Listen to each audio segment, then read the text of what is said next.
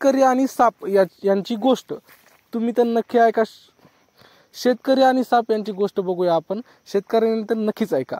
एक शेतकऱ्याच्या शेतात एका बिळात साप राहत असे। शेतकऱ्याने त्या सापाला घालवायचा प्रयत्न केला नाही।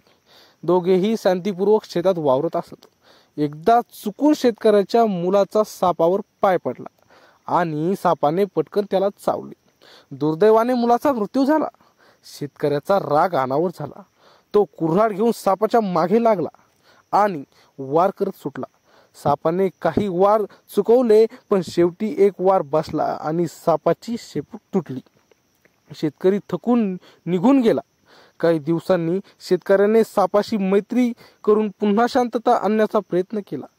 साप त्याला म्हणाला, आता आपली मैत्री शक्य नाही, कारण आपल्या दोघांकडून एकमेकांना फार मोठी हानी झाली आहे, ती आपण विसरणं शक्य नाही। तर मित्रांनो, या गोष्टीचा बोध काय असन, काय तात्पर्य असन, कमेंटमध्ये नक्की सांगा आणि आमच्या नवीन व्हिडिओ पाहण्यासाठी चॅनलला मात्र सबस्क्राईब करा। भेटूया पुढच्या व्हिडिओमध्ये, तोपर्यंत धन्यवाद।